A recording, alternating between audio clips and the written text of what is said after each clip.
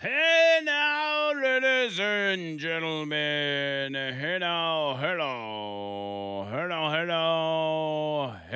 now, hey now. Welcome to hour number 2 of the line. Talk 99.5, talk995.com. Andrew Mclain, who.com. Yes, sirree. Had another weird dream last night. Oh no, me too. That's strange. What was yours? It involved my the kid's mom. We'll say. Oh, wow. Never want to have dreams about your ex-wife. Well, Wait, what? What do you mean, well? well, Wait a minute. What are you talking about? what? I mean, what do you mean, well? What is it? What does that mean? Well, I mean, it means it was a nice dream. Okay. Yeah, because I saw her a couple of nights ago. Because I went over there to talk about the kid's inheritance thing from my dad. Oh, okay. Yeah, and she. Oh, so you went and visited her just a couple nights ago. Mm-hmm. Oh, good conversation. She's changed a bit. She's. Well, Wait shut a up. minute. Shut up. What do you mean hasn't changed a bit? You're just you're doing this dance where you're like, if you know what I mean, kind of thing. No. She hasn't changed a bit. Is it good? Physically, yes. Oh, physically. yes. Yeah. Well, and other ways, yes. Okay. Yeah. So anyway, back to the dream. Yeah. You're back to your dream. Back to your dream. No, it's the look on your face. Your face is telling me I'd like to play. I gotta know what this dream's about. No. Did y'all go on a date or what? Something like that. What were you reliving good times during the marriage? No. So it was in real time. Y'all were divorced in the dream? Mm-hmm. Yes. Were y'all rekindling the relationship in the dream? I don't know. I don't remember. Okay. Senator, I don't recall. Okay. Dude, I swear, if I have a dream like that, first thing I'm gonna do when I wake up, I'm gonna put my head through a wall. Ain't no way. I ain't even gonna come to work if that happens. All right, now your dream. Come on. It's not near as good as yours. Oh, shut up. I should have gone first. It's hard to explain on the backside because it's almost like they're so detailed in the moment. It was something about it was like I was on a fish tank type thing. It wasn't necessarily fish tank itself, but it was some sort a Big Brother or something like that. Yeah, it was like a reality show, but it was people I knew, like people I used to work with, or just people I generally knew. And then there were a couple moments where people were leaving, and it was sad. And they're like, "Oh, you're getting kicked off the show," and everybody's hugging, and then there was a point where I was kind of like in this water park. It's like an indoor water park thing, and I was trying to find a bathroom, and it sounds stupid when I'm trying to explain it, but not too stupid. Not too stupid. It was just I don't know. It didn't.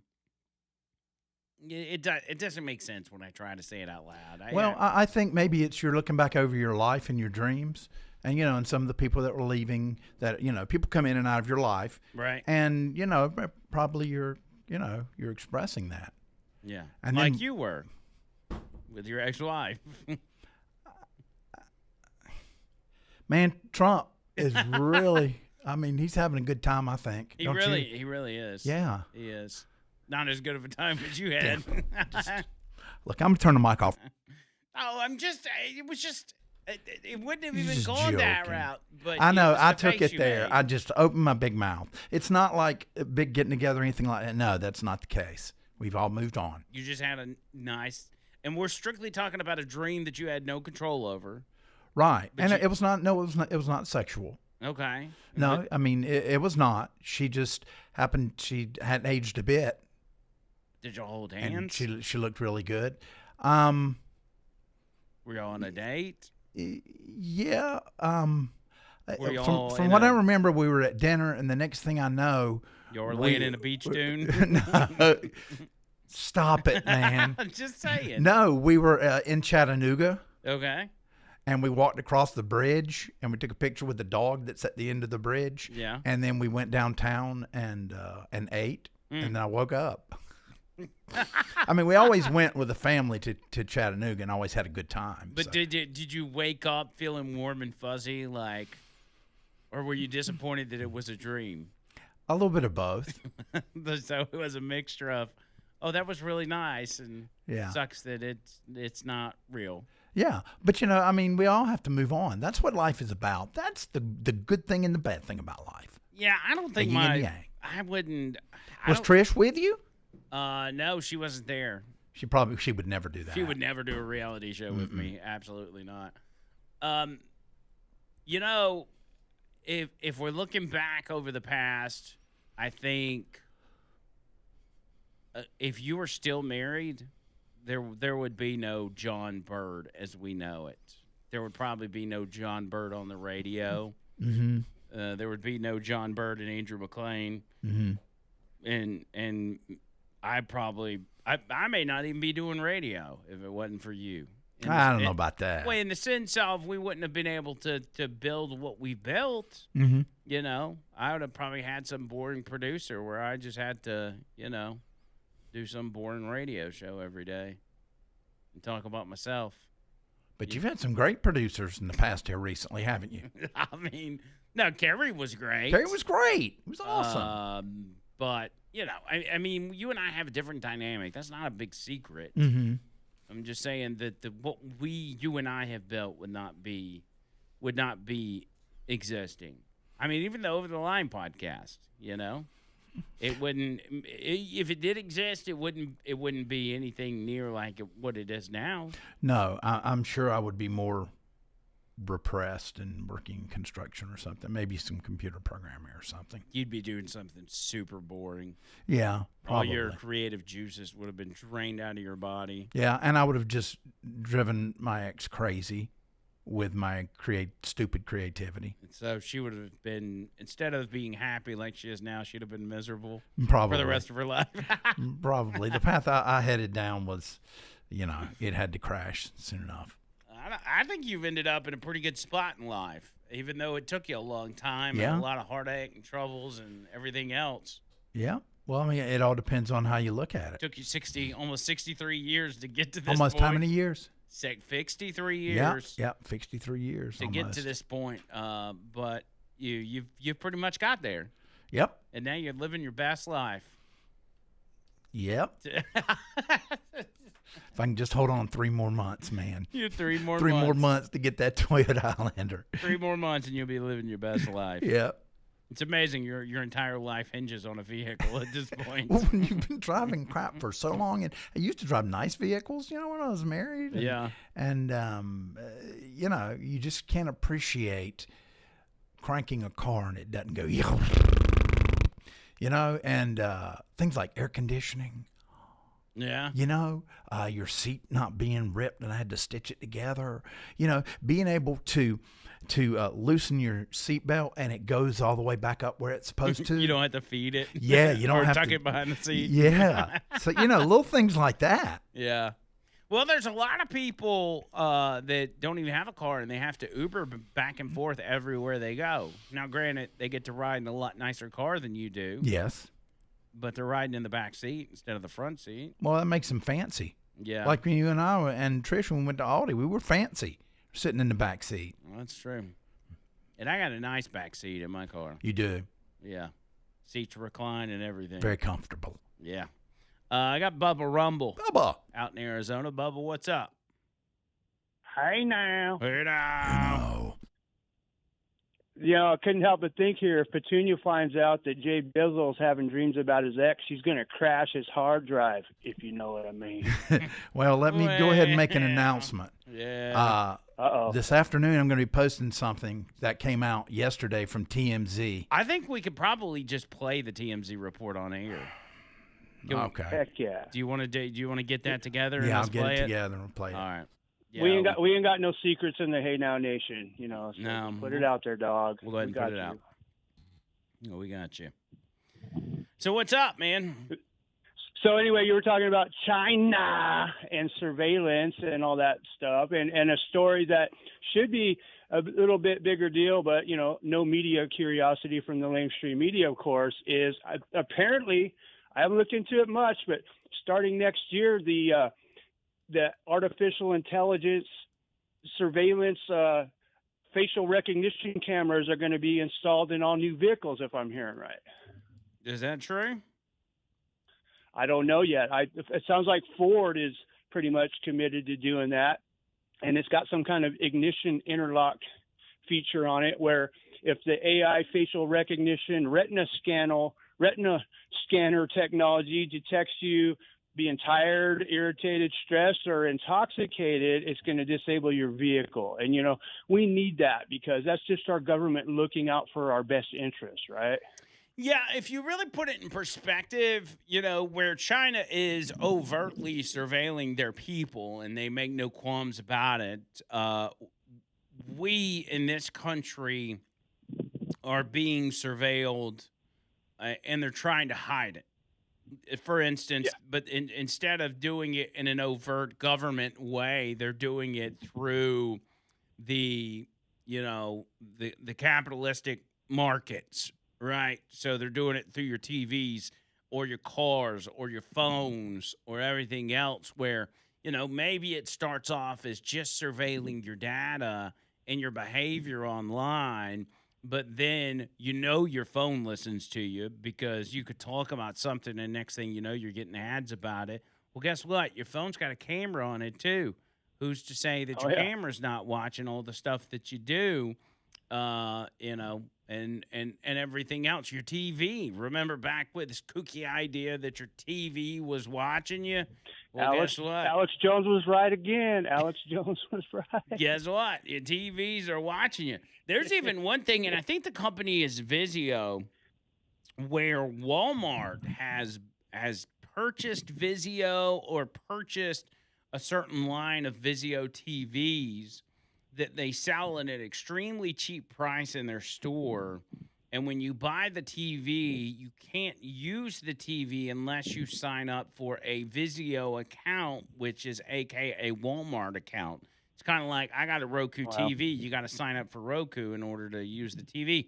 So you basically are signing up for a Walmart account, and then I guess Walmart can dictate not just your you know what you're consuming on TV, but also targeted ads and everything else to increase their profits.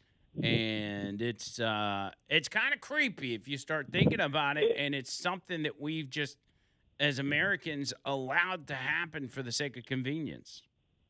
Well, sure, and it's only so Walmart can serve your needs better, of course. You know, it's like, who wouldn't want that? Make your life easier. Like, they know what you need before you even want it, you know. But in the meantime, like even right here in Arizona, man, in the rural part of where I live, they've installed what they call traffic safety camera systems now. So that way the cars that they're making are going to be interacting with these new camera systems. They've got them way out in the boonies and stuff. And what they're saying is, like, if this camera detects a speeding car, it can warn you way down the road because it's communicating with your computer in your car. But basically what we're finding out is it's all just a big network of those flock cameras, like on every road in the county now almost. Yeah. And, you know, then you hear the whole, well, what do you got to hide? Why don't you want cameras anywhere? It's for your own safety kind of thing. Well, I just like to remind people like that like to go to that old mantra right off the bat, what do you have to hide? When the Brandon administration was running their dictatorship on us, they had watch lists on people that posted pro-Trump sentiment on the internet. They had watch lists on people that bought Bibles, and they even had a watch list on people that shop at Bass Pro Shops, because only right-wingers shop at Bass Pro Shops. That's right. Yeah, man, it's freaky. And so you mix that in with AI. Even speaking of Walmart, I was checking out at Walmart the other day, and I had like 6 bags of chips, like small bags of Doritos, and I just scanned one of the bags 6 times, right? And then I just threw all 6 bags in the bag. Well, then all of a sudden the alarm started going off for the assistant or the person, the employee to come over there, and it's like there was some sort of whatever, some sort of what would you call it?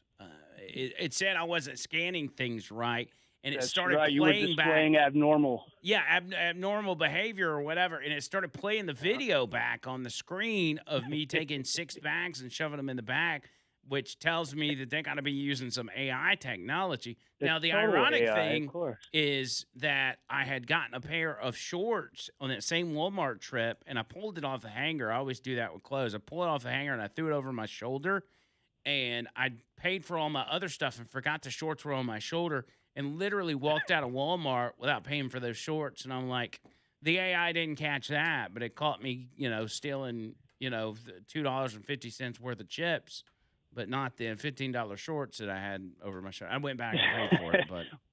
Well, see, there you go. You set everything right. But see, we're only at like T800 levels of Terminator AIs for now, but we'll have T1000 soon enough. Mm-hmm. And they're going to be everywhere. And if you would have walked out of that Walmart with them shorts over your shoulder, the T1000 would have turned into the liquid freaking like sword and just stabbed you in the parking lot, probably. You know Probably what I mean? so.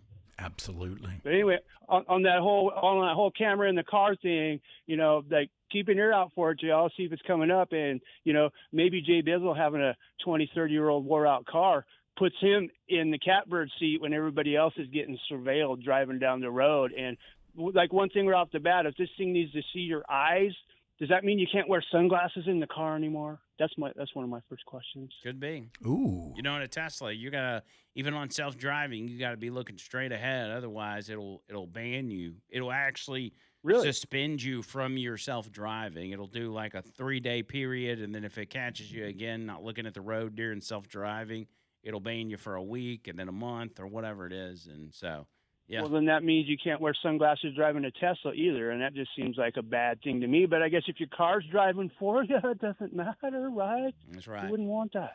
All right, Bubba. Good to hear from you, buddy.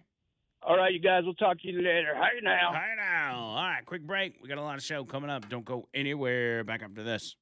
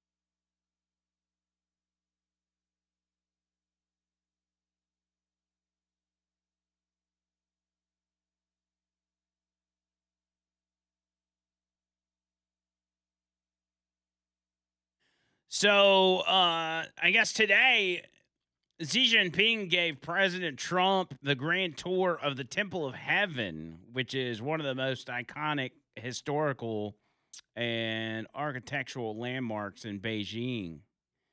It says it was built between 1406 and 1420. It's a massive imperial sacrificial complex where Ming and Qing dynasty emperors performed annual rituals to pray to heaven for good harvest and divine favor. So they're giving him the best of the best tours, man. That's wild. It says very few presidents, U.S. presidents, have ever visited that site. They love Trump being over there, dude. They are eating it up. By the way, Christy said she looked up the dream interpretations. She said Birdman's are particularly interesting because of your dad and inheritance and all of that. She said, I think he said it was a restaurant. To dream that you're in a restaurant suggests that you are feeling overwhelmed by decisions and choices that you need to make in your life. Dang. Alternatively, it indicates that you are seeking for emotional nourishment outside of your social support system. Oh, dang. Am I not enough emotional support for you, John Bird? No offense, I'm sure you're handsome to some people, but you just don't do it for me. Maybe it's because of the Petunia deal, which we will update you on when we get back. We have a TMZ update. I should have went ahead and played that before the break, but That's all right. You don't have to. we'll get it. We'll get it on the other side. And then I want to touch on the hearing yesterday with the COVID-19 whistleblower and what we learned from that. It was bombshell city. I mean, it was wild. It reinforced what we already knew with the lab leak and the lab leak theory and the cover up of the lab leak and everything else, but also some other interesting things that we didn't know about. I got all that and more for you, plus your chance to win Jawbone Jam tickets coming up later in the show.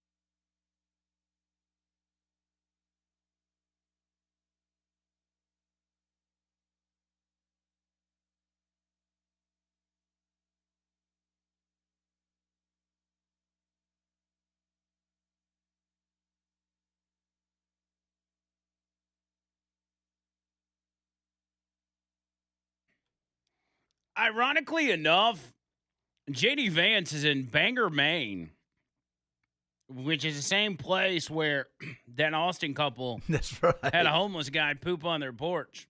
They moved from Austin because of climate change, and they're probably terrified of Trump, even Republicans, and now they're in Bangor, Maine, and JD Vance is there speaking.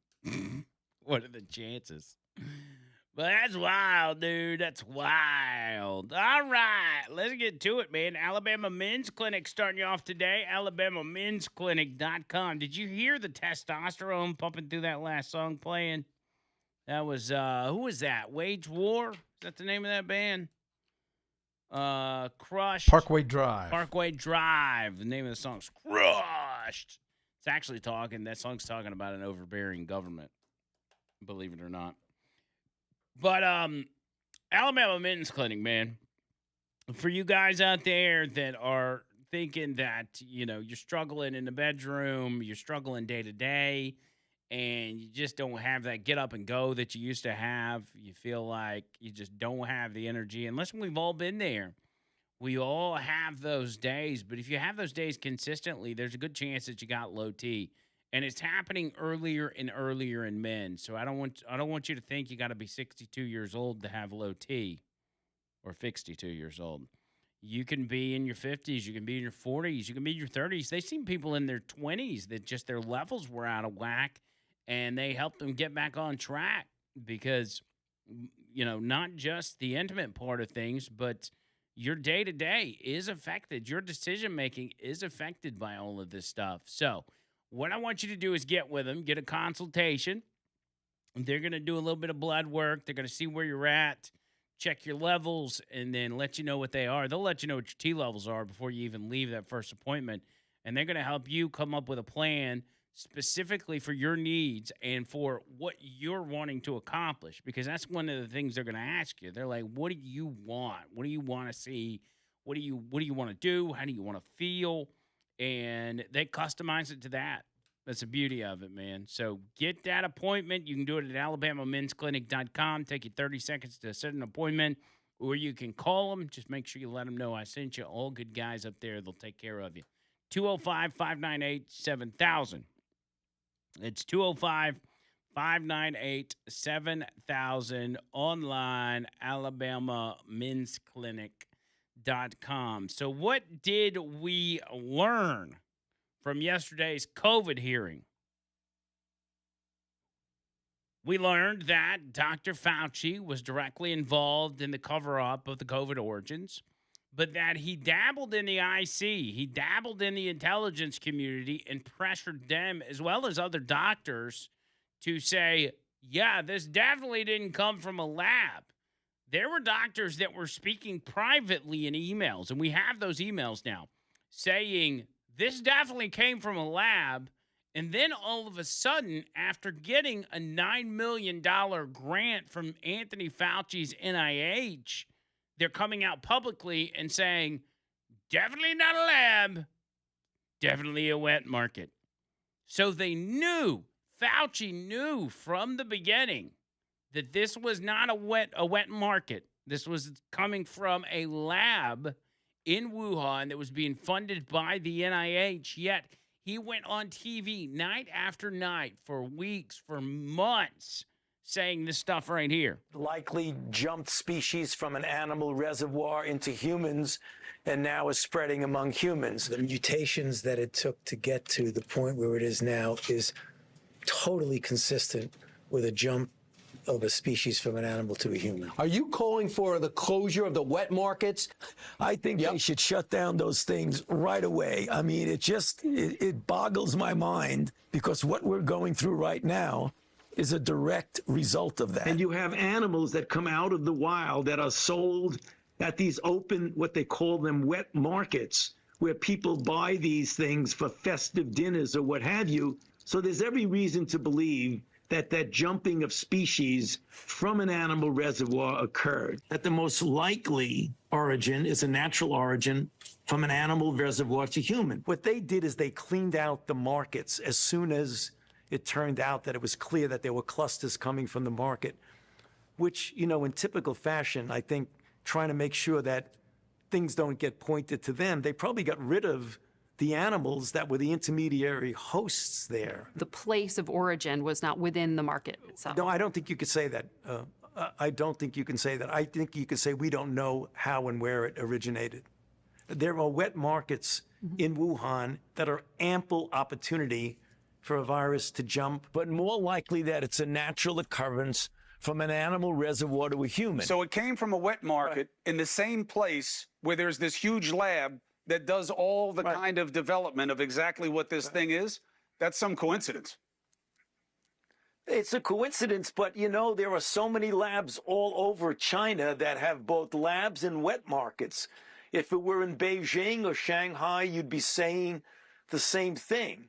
You have a coincidence. It's just a coincidence. It's just statistical. It's just statistical. It was a wet market, and it was just a lab. It's just coincidence. There's a lab that deals with COVID viruses right beside it. But it's definitely the wet market. I know that for sure.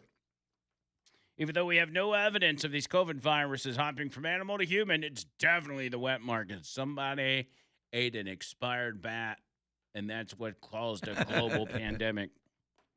For sure. For sure. But here's what's weird about the whole thing. This may be the most bizarre part of it all. The weirdest part was that teaming up with the Bill Gates Foundation, Anthony Fauci and others put on a training program 2 months before the first COVID case in China, COVID-19 case in China was reported. And this training program, we've got a video of it, a video from part of the training. What they did is they trained on how to respond and how to deal with a make-believe virus called CAPS, C-A-P-S. And they were doing this just in the event that something similar to this happened. Remember, 2 months before the first COVID case was reported, they were training on this make-believe virus. Tell me if any of this sounds familiar. CAPS is a serious respiratory disease. More than half of the recognized cases have required hospital care, creating a huge strain on healthcare systems. The fatality rate is about 10%. Even so, some people only exhibit mild flu-like symptoms, not requiring treatment in a hospital. Alarmingly, those people are able to walk around and spread the virus, not realizing they are doing so. Even worse, international travelers have been arriving at their destinations symptom-free, but within a matter of hours, becoming ill. Weird. Sounds just like COVID. Because it was. Jeez. They literally knew what was going to be happening. That training happened, and 2 months later, China reported their very first case of COVID-19. And COVID-19 just happened to have the same exact characteristics as the make-believe virus they were training for just 8 weeks prior. So it was a setup. One of the most consequential moments in American history in most of our lifetimes, globally, that affected the entire globe, all reaches of the earth, every country, every landmass was affected by COVID-19. It changed some policy and some ways of life forever, even in the radio industry, and how we don't, and I even had conversations with Leland about how things operated here before COVID. You know, it used to be everybody was in the office every single day, all day. You did work, teamwork together, this, that, and the other. But then COVID came along, and everybody kind of figured out how to work differently, how to work remote, how to do this and that. And maybe in some ways it was more effective, but it had created a culture to where even your workplace has never been the same. And some of it beneficial, some of it not so beneficial. But it has literally changed everybody's way of life, a manufactured virus that they then tried to cover up the fact that they created it. And they did it for multiple reasons. They did it for stealing a 2020 election. They did it for control, mass control of the population. They did it to be able to change things. They did it to be able to surveil people. They did it for a lot of reasons. They did it to make money. I mean, pharmaceutical companies made fortunes that they'll never see that kind of money-making machine ever again in that short amount of time. They will likely never be able to have that sort of windfall in that time frame ever again. And it was all a scam. And on top of that, because we were lied to, and because the lies dictated how we handled the virus, countless people died. People lost their loved ones because this was all handled in the wrong way. Even if it was man-made, even if it did just accidentally leak from a lab, if there would have been honesty on the front end of it, it would have been handled much differently, and the damage could have been minimized. But it wasn't. It wasn't. But this is a stark reminder as to why Anthony Fauci belongs in prison. And not just 2 or 3 years, not just some sort of let him out after 5 and give him probation. Anthony Fauci deserves to be in prison for the rest of his life.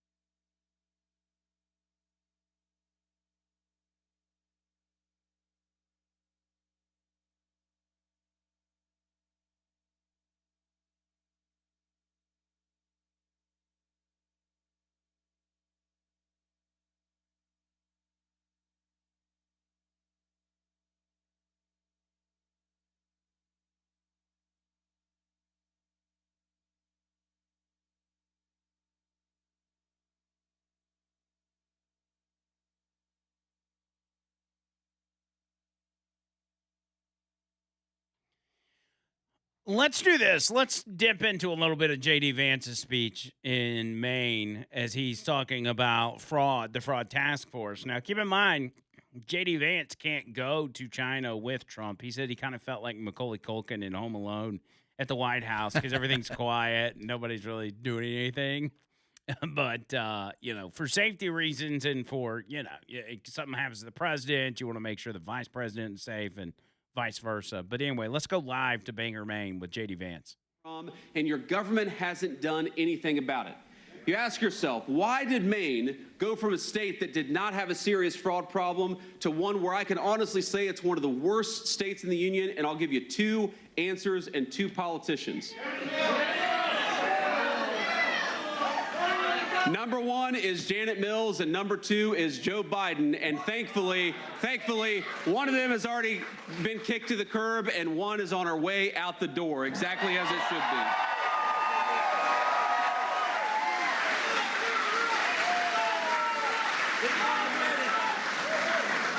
Now here's what Paul LePage do, and I'm not just blowing smoke, my friends. He took concrete action to try to fight back against fraud. He doubled the number of fraud investigations when he was the governor of this state. That's an amazing thing. He required personal photos on EBT cards so that we could make sure that people getting those benefits are the ones who deserve those benefits. And he cracked down on the international fraud rings that were taking advantage of this great state. You have to ask yourself, why is it that you have a government that seems more focused on the illegal aliens growing weed illegally than it is on the taxpayers of this state? Why is it that you have a government that seems not to care about you, but sure as hell cares about Somali fraudsters who are making millions and millions of dollars off of your taxpayer money? And the answer is because you have a governor who hasn't fought for you. Let's send a governor who did fight for you to the U.S. Congress. Let's send Paul LePage to the U.S. House.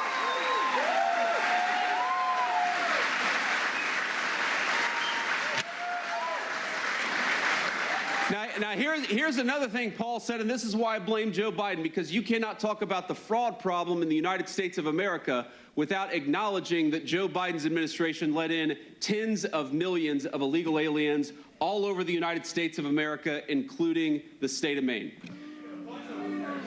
And unfortunately, you still got way too many of them. It's one of the reasons why we have devoted ourselves over the past 18 months, and we're going to keep on fighting to get illegal aliens out of the United States of America. We got to fight for our own people.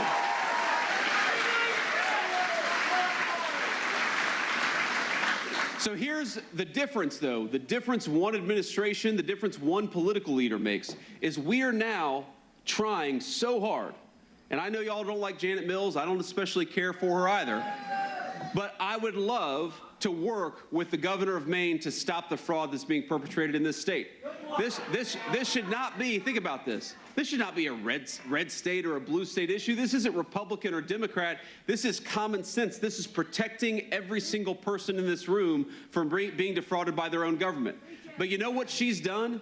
She has prevented local police from working with us to get criminal illegal aliens out of this state. She has actually fought back against our efforts to identify fraud in the Medicaid and Medicare programs, which, by the way, not only does it steal from you, but it means that those programs are going to go bankrupt because all the money's going to the fraudsters. So let me ask you this simple question. Do you like having a government official who fights for illegal aliens over you? No! Do you like having a state governor who doesn't work with the federal government to fight against fraud? No! So let's kick Janet Mills to the curb, and let's send Paul LePage to Washington to help us fight the fraudsters and protect all of you.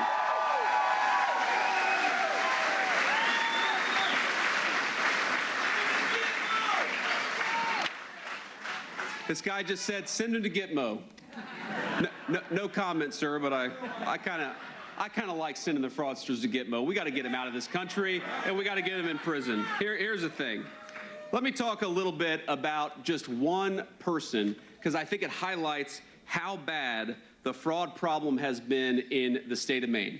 We had an illegal immigrant in this community who said that that she was providing services, interpretive services, to other immigrants. Okay, so Medicaid reimburses people to provide interpretation services for people who don't speak English. Which, by the way, people should be speaking English in the United States of America. I think that's common sense.